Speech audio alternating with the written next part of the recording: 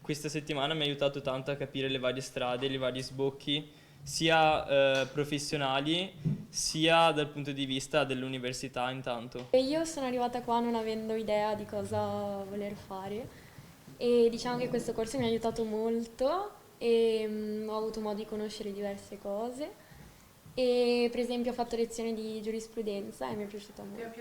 Il corso è stato molto utile perché allora io avevo quest'idea di fare medicina fin dall'inizio, però ci sono state molte altre discipline che non avevo considerato. Sono arrivati in 10 dalla provincia di Belluno, ma anche da Venezia e Bassano, tutti pronti a disegnare ciascuno il proprio futuro. E sui banchi della LUISS per una settimana hanno potuto testare attitudini e aspirazioni, frequentando lezioni di giurisprudenza e ingegneria, economia, informatica, lettere, lingue, medicina e scienze infermieristiche. Prova generale per la Dolomiti Summer School, l'iniziativa di orientamento per gli studenti del terzo e quarto anno delle superiori, che ha visto in campo Confindustria Belluno Dolomiti con le università di Venezia, Trento, Verona e la LUISS Guido Carli.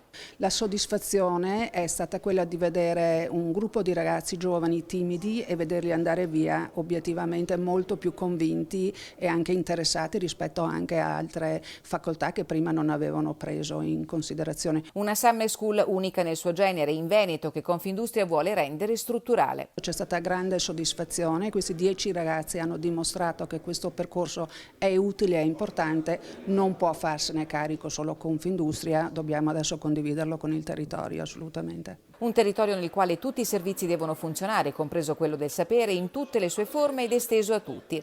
Per noi è una questione di sopravvivenza la constatazione della Presidente Berton, allibita dall'assenza della politica nel territorio bellunese. La sua chiosa è cristallina, se non avessimo le Olimpiadi rischieremmo di cancellare la provincia dalla cartina geografica. Questa è la grande preoccupazione di Confindustria e delle famiglie. Questi giovani sono giovani preparati, che hanno voglia di fare, sono migliori delle generazioni che li hanno preceduti. Obiettivamente dobbiamo dirlo. Hanno di fronte un periodo molto difficile, avranno scelte difficili da fare.